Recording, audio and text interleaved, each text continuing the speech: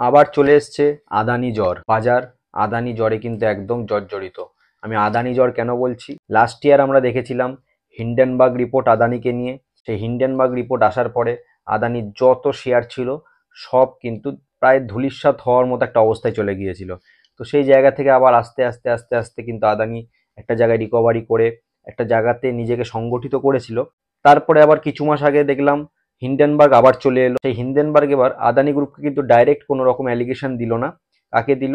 আমাদের যে সেবির চেয়ারপারসন মাধবী পুরী বুচ, তাকে অ্যালিগেশন দেওয়া হলো যে আদানি গ্রুপের সাথে এই মাধবীজির ষাটগাঁট আছে, যার জন্য যে এনকোয়ারি করছে তার সাথেই যদি আদানির ষাটগাঁট থাকে তাহলে কি করে ন্যায্য ন্যায় পাওয়া যাবে।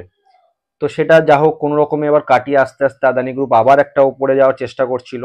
তো সেই সময় আবার একটা নতুন রিপোর্ট চললো আমেরিকার একটা আদালত থেকে। আদালতে এরকমই মামলাটা উঠেছে যে আদানি গ্রুপ আমেরিকানদের থেকে টাকা পয়সা নিয়ে সেই টাকা থেকে কিছু টাকা ইন্ডিয়ান গভর্নমেন্টের কিছু অফিসিয়ালস আছে যাদেরকে ঘুষ দিয়েছে।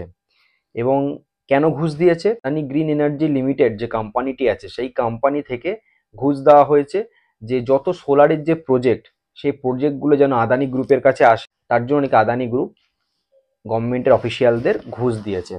তো এবার কথা হচ্ছে কত টাকার ঘুষ দিয়েছে। সেই রিপোর্টে আছে $250 মিলিয়ন, মানে মোটামুটি 2100 থেকে 2200 কোটি টাকার একটা অ্যামাউন্ট আসছে বন্ধুরা। এই টাকাটা আদানি গ্রুপ ইন্ডিয়ান গভর্নমেন্টের অফিসিয়ালসদের ঘুষ দিয়েছে। এই রিপোর্টটা আসার পরে শেয়ার বাজার তো একদম যাচ্ছে তাই অবস্থা হয়ে গেল। লাস্ট সেপ্টেম্বর থেকে শেয়ার মার্কেট শুধু নিচের দিকে নামছে অল টাইম হাই থেকে। তো সেই রক্তবন্যা কিন্তু এখনো কিন্তু চলছিল। তার মধ্যে এরকম একটা রিপোর্ট আসার ফলে মার্কেটে কিন্তু একটা ওই কোহরাম মানে রক্তবন্যা আবার বয়ে গেল।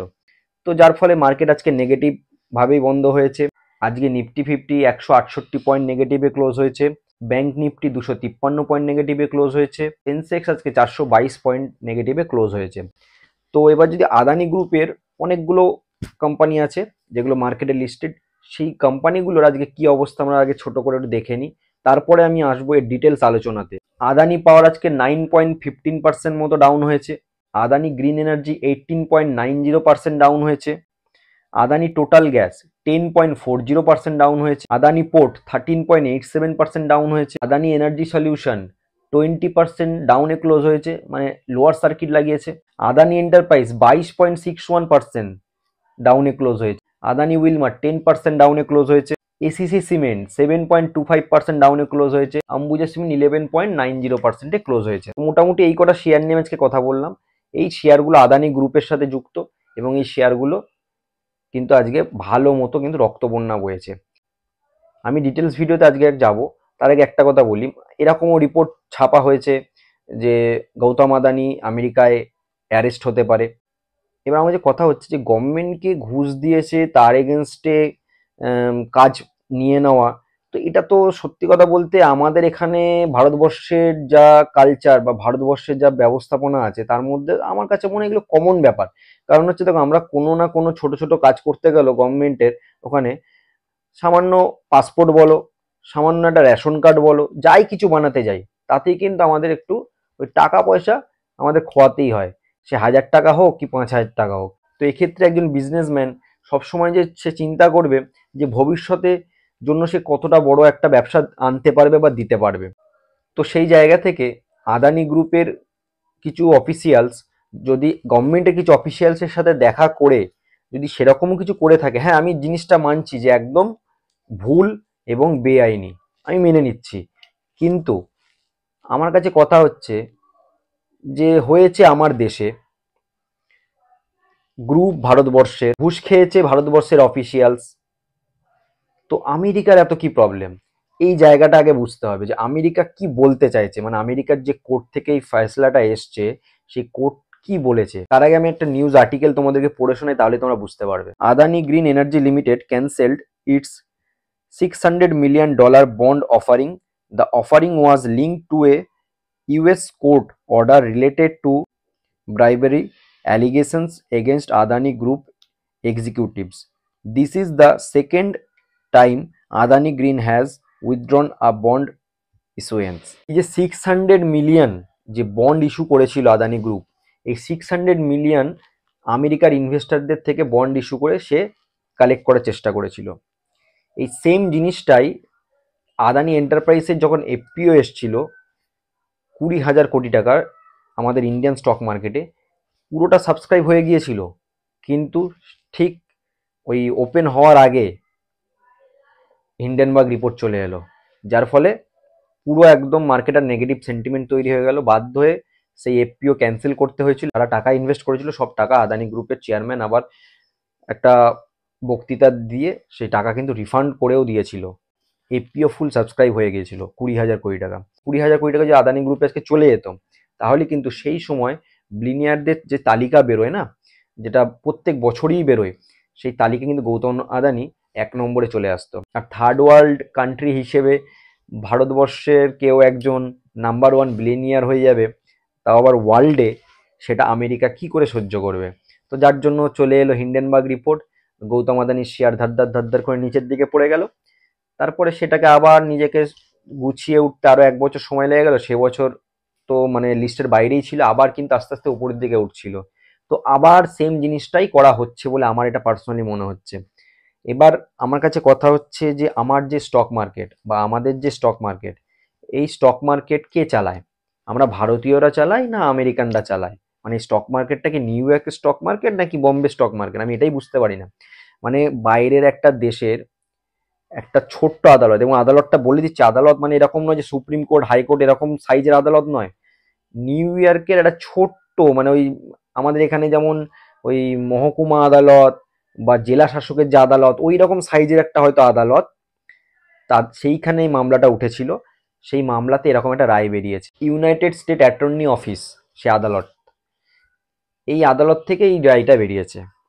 রায়টা হচ্ছে যে আদানি গ্রুপ বা আদানি গ্রুপের যে চেয়ারম্যান গৌতম আদানি এবং তার কিছু সাঙ্গপাঙ্গ আছে, এরকম 7 জনের নাম দিয়েছেন। তার মধ্যে তার ভাইপো থেকে শুরু করে আরো অনেকেই আছেন। এরা ইন্ডিয়ান কিছু অফিসিয়ালসের সাথে দেখা করেছে এবং বিভিন্ন সময় মিটিং করেছে, এবং মিটিং করে তারা এই প্রজেক্টগুলো হাতিয়ে নেওয়ার চেষ্টা করেছে ঘুষ দিয়ে। এবং সেই ঘুষের টাকাটা কোথা থেকে গেছে? এই যে 600 মিলিয়ন বন্ডের মাধ্যমে আমেরিকানদের যে থেকে যে তোলার ব্যাপারটা আসছিল, সেইখান থেকে $250 মিলিয়ন আদানি গ্রুপ ঘুষ দিয়েছে। এবার আমার কাছে কথা হচ্ছে 600 মিলিয়ন যে বন্ডের যে টাকাটা, সেইখান থেকে $250 million Adani green energy limited থেকে দেওয়া হয়েছে। আদানি গ্রিন এনার্জি লিমিটেডের মার্কেট ক্যাপিটাল প্রায় 1,81,000 কোটি টাকা। আর আমার ঘুষের অ্যামাউন্টটা কত? 2100 থেকে 2200 কোটি টাকা। মানে ওই অ্যামাউন্ট থেকে, মানে ওই মার্কেট ক্যাপিটাল, মানে এটা শেয়ার মার্কেটের মার্কেট ক্যাপিটাল, সেখান থেকে মাত্র 2200 টাকাটা ঘুষের একটা কেস এসছে। তো কথা হচ্ছে যে এত বড় একটা অ্যামাউন্টের কোম্পানি, এই কোম্পানিটা মানে যে দায়িত্বে আছে কোম্পানির এক্সিকিউটিভ চেয়ারম্যান হিসেবে, তিনি হচ্ছেন গৌতম আদানির ভাইপো সাগর আদানি।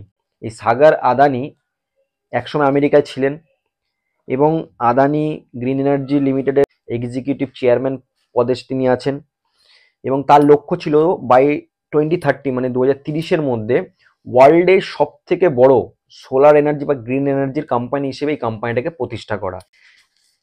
ভাই ভারতবর্ষের মধ্যে সব থেকে বড় তো মানে আমরা বুঝতে পারি মাথার মধ্যে ঢোকে, কিন্তু ওয়ার্ল্ডের মধ্যে সব থেকে বড়, যেখানে আবার আমেরিকার মতো একটা দেশ আছে, সে উঠতে দেবে এত সহজে? রিসেন্টলি আমেরিকায় ভোট ছিল, সেই ভোটে ডোনাল্ড ট্রাম্প জিতে এসছে, কিন্তু এখনো কিন্তু সে হাতে ক্ষমতা পায়নি। জানুয়ারি মাসের 20 তারিখের পরে সে কিন্তু ক্ষমতা পাবে। তার আগে এখনো পর্যন্ত কিন্তু জো বাইডেন প্রেসিডেন্ট আছেন। তো তিনি যাওয়ার আগে মানে পৃথিবীতে আর কি কি ক্ষতি করে যাবে আমার কোনো আইডিয়া নেই। উনি চেষ্টা করছেন ভারতবর্ষের অর্থনীতিটাকে পুরো একদম ডুবিয়ে দেওয়ার, মানে একদম পুরো শেষ করে দেওয়ার। তারপরে আমরা দেখতে পেলাম যে রাশিয়া ইউক্রেনের যুদ্ধ একটা থামার জায়গায় চলে আসছে। তিনি আবার ইউক্রেনকে একটা লং ডিস্টেন্স মিসাইল একটা দিয়ে দিলেন রাশিয়াতে মারার জন্য, রাশিয়াতে মেরে দিল, রাশিয়া এবার ইউক্রেনে আজকে মেরে দিয়েছে। তো এই জিনিসগুলো তিনি কিন্তু বাধিয়ে দিয়ে যাচ্ছেন। এর ফলে কিন্তু একটা গ্লোবাল মার্কেটের একটা বিশাল বড় ইম্প্যাক্ট পড়ে। তারপরে আবার ভারতবর্ষ যাওয়া একটা ঠিকঠাক জায়গায় আসছিল, আবার এমন একটা নিউজ চলে এলো। আদানি গ্রুপের শেয়ার কিন্তু মার্কেটে একটা হেভিভাবে ইম্প্যাক্ট ফেলে। তো এমনি মার্কেটের সেন্টিমেন্ট নেগেটিভ ছিল, তো সেই জায়গায় আদানি গ্রুপের এরকম একটা নিউজ আলটিমেটলি আরও নেগেটিভ দিকে নিয়ে চলে গেছে। কন্টিনিউ তো এফআইআর সেলিং করে ইন্ডিয়ান মার্কেট থেকে বেরোচ্ছে। মানে মার্কেটকে অনেক নিচে নামানোর চেষ্টা করছে, প্রাইসে কিনে রেখেছে। আমাদের মতো যারা রিটেল ইনভেস্টর, তারা তো অনেক লসের সম্মুখীন হচ্ছে, তারা সেল আউট করে বেরিয়ে যাচ্ছে, ভয় পেয়ে বেরিয়ে যাচ্ছে। লাস্ট কিছুদিন যাবৎ কিন্তু ওই 2000 1000 এরকম করে কিন্তু এফআইআর সেলিং করছিল। আজকে আবার দেখছি 5000 কোটি টাকার উপরে সেলিং করেছে। এই যে জিনিসটা হচ্ছে, তোমাদের কি মনে হয় যে এটাকে কি ইন্টারন্যাশনাল একটা ষড়যন্ত্র বলে মনে হচ্ছে না? দেখো, পলিটিক্স, বিজেপি, কংগ্রেস এসবের মধ্যে আমি যেতে চাই না। পলিটিক্সের লোক পলিটিক্স করবে, ঠিক আছে, কিন্তু আমার কথা হচ্ছে আমরা তো শেয়ার মার্কেটের লোক। এতই যদি খারাপ হয় আদানি গ্রুপের শেয়ার, তাহলে কেন আমরা আদানি গ্রুপের শেয়ারে ইনভেস্ট করবো? মার্কেটে অনেক কোম্পানি আছে, যখন শেয়ার ওপরে যায় তখন আফসোস হয়, ইস যদি ইনভেস্ট করতাম। যখন হিন্ডেনবার্গের রিপোর্ট এলো, মার্কেটে কতটা নিচে নেমে গেছিলো আদানির শেয়ার, তারপরে আমরা খুব আফসোস করেছিলাম, কেউ কিনিনি, হয়তো বন্ধই হয়ে যাবে কোম্পানিটা। কিন্তু আবার দেখলাম যে কোথায় চলে গেল শেয়ারের মানে প্রাইসগুলো। তখন আবার মনে হলো, ইস যদি সেই সময় যদি ইনভেস্ট করতাম তখন কি ভালোই না হতো। আবার মার্কেট মানে নিচে চলে এলো। মানে আমার কথা হচ্ছে, এই যে জিনিসটা হচ্ছে না, এটা আমার মনে হয় ইন্টারন্যাশনাল একটা ষড়যন্ত্র। তোমাদের কি মনে হয় বন্ধুরা, যে এটা কি একটা ইন্টারন্যাশনাল ষড়যন্ত্র নয়? কারণ হচ্ছে দেখো, আমেরিকার কোর্ট সে কি করে জানলো আদানি গ্রিন এনার্জি লিমিটেডের ওই টাকা থেকেই ওই $250 মিলিয়ন ঘুষ দেওয়া হয়েছে এত কোম্পানি, এত বড় গ্রুপে, মানে যেখানে 2 বিলিয়ন পুরো একটা গ্রুপের একটা সাইজ, সে জায়গায় ওই $250 মিলিয়ন ওই কোম্পানি থেকে দেওয়া হয়েছে, কি করে তারা জানলো? আমাদের ভারতবর্ষে এত রকম সিবিআই কত কি আছে, ইডি। আমার মনে হয় এটা একটা ইন্টারন্যাশনাল ষড়যন্ত্র চলছে আদানিকে আবার নিচে নামানো, এবং ভারতবর্ষের যে গ্রোথ স্টোরি সেখানে একটা বাধা দেওয়ার। বিশেষ করে স্টক মার্কেটের একটা রক্তক্ষরণ, একটা কন্টিনিউ চালিয়ে যাওয়ার চেষ্টা আমেরিকানদের। কারণ আমেরিকানরা কোনোদিনও চায় না তাদের উপরে কেউ যাক। আমেরিকা কিন্তু কারোর বন্ধু না। কিছুদিন একটা সিএলএস এর রিপোর্ট এসেছিল, আমি সেটা নিয়েও একটা ভিডিও বানিয়েছি। সেই সিএলএস এর রিপোর্টে মানে কি বললো সেই ব্রোকারেজ হাউসটা, যে চায়না থেকে আমরা এখন ইন্ডিয়াতে শিফট করব। মানে ভারতবর্ষের যারা মানে রিটেল ইনভেস্টর ছিল, একটু যে মোরাল যাদের ডাউন ছিল তাদের মোরালকে আবার আপ করলো, তারা আবার টাকা পয়সা ঢালা শুরু করলো, দিয়ে আবার একটা রিপোর্ট নিয়ে চলে এলো। মানে এগুলো কন্টিনিউ হচ্ছে, খুব সাবধান। আদানি গ্রুপের শেয়ার এমনি সবসময় সারা বছরই খুব ভোলাটাইল থাকে, বিশেষ করে এইসব রিপোর্ট টিপোর্ট আসার পর থেকে আরও বেশি হয়েছে। তো আদানি গ্রুপের শেয়ার যখন অতই খারাপ, তাহলে স্টে অ্যাওয়ে, দূরে থাকো এইসবের শেয়ার থেকে। আর যখন উপরে চলে যাবে তখন আবার আফসোস করে লাভ নেই, অন্য কোম্পানি আছে। আর আমেরিকার একটা এই রিপোর্টে যদি এরকম অবস্থা হয় আমার শেয়ার মার্কেটের আর ইনভেস্টারদের, তাহলে এবার বুঝে নাও আমরা 200 বছর কেন বাইরের একটা দেশের গুলামি করেছিলাম। কোনো সন্দেহ নেই, এই কারণগুলোর জন্যই বাইরের লোকের কথা শুনে আমরা নিজেদের জায়গাটাকে নষ্ট করছি, আর কোনো কারণ নেই। মানে অ্যালিগেশন এসছে, জাস্ট অ্যালিগেশন, তাতেই এই অবস্থা। যেখানে এরকমও রিপোর্ট ছাপা হচ্ছে যে আদানিকে নাকি গ্রেপ্তার করা হতে পারে। আমাদের দেশে কত বড় বড় ব্যাপার হয়ে যায়, গ্রেপ্তার হয়, আর সামান্য 2100-2200 কোটি টাকার জন্য আদানি গ্রেপ্তার হয়ে যাবে। তো যাই হোক, সে তার বিজনেসের পয়েন্ট থেকে সেটা চেষ্টা করেছে। আর প্রথম কথা হচ্ছে যে এর একটা ইন্টারন্যাশনালি ইম্প্যাক্ট তো পড়বেই বলে আমি মনে করি। কারণ অলরেডি কেনিয়ার যিনি প্রেসিডেন্ট, তিনি কিন্তু আদানির যে ট্রান্সমিশন লাইনের যে 30 বছর একটা কন্ট্রাক্ট মানে সাইন হয়েছিল সেই দেশের সাথে, সেটা কিন্তু ক্যান্সেল করে দিয়েছে। আজকে রিপোর্ট এসছে, রিপোর্টটা অনেক পুরনো, কিন্তু আজকে কিন্তু ফাইনালি ক্যান্সেল করে দিয়েছেন এরকম একটা খবর আসার পরে। এবং সেখানকার অফিসিয়ালসরা এটাও একটা বিজ্ঞপ্তি দিয়েছে যে আমরা কিন্তু কোনো ঘুষ নিয়ে এই কন্ট্রাক্টটা আদানি গ্রুপের হাতে তুলে দিইনি। মানে বুঝতে পারছো, যত ইন্টারন্যাশনালি প্রজেক্ট অলরেডি বাংলাদেশে আমরা দেখতেই পাচ্ছি আদানি পাওয়ারের সাথে কি হচ্ছে, যে শেখ হাসিনা নাকি আদানি গ্রুপের সাথে একটা ওই নিয়ে দেওয়া নেওয়া করে আর কি সেই কন্ট্রাক্টটা পাইয়ে দিয়েছে, সেখানে একটা চলছে। মানে ইন্টারন্যাশনালি এই কোম্পানিটাকে কিন্তু ঘেরা হচ্ছে।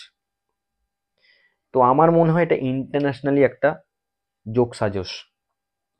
খুব সাবধান যারা ইন্টারন্যাশনালি ব্যাপারটার মধ্যে পড়ে ইন্টারন্যাশনালি ভাবে যারা সেল আউট করে বেরোচ্ছ, তারা আবার পস্তাবে, আবার আঙুল কামড়াবে। এটা আমার দৃঢ় বিশ্বাস। তবে একটা কথা বলি, আমি কাউকে কিন্তু কোনো রকম রেকমেন্ডেশন করছি না যে সেল বাই করার। আমি আমার নিজের পার্সোনাল ভিউ দিচ্ছি। আমার মনে হয় এটা ইন্টারন্যাশনাল একটা ষড়যন্ত্র। আমার ভারতবর্ষের স্টক মার্কেটের যে গ্রোথ স্টোরি, সেই গ্রোথ স্টোরিতে কিন্তু বাধা দিচ্ছে বারবার। খুব সাবধান। তো বন্ধুরা, তোমাদের কি মনে হয় যে এটা কি ইন্টারন্যাশনাল একটা ষড়যন্ত্র, নাকি অন্য কিছু, নাকি সত্যি এরকম কোনো ঘটনা ঘটেছে? আর যদি সত্যি ঘটে থাকে তাহলে সেটা সামনে আসা উচিত বলে আমি মনে করি। কমেন্ট বক্সে অবশ্যই জানিও। ভিডিওটা ইনফরমেটিভ লাগলে একটা লাইক করে দিও। দেখা হবে বন্ধুরা নেক্সট ভিডিওতে। ততক্ষণ টাটা।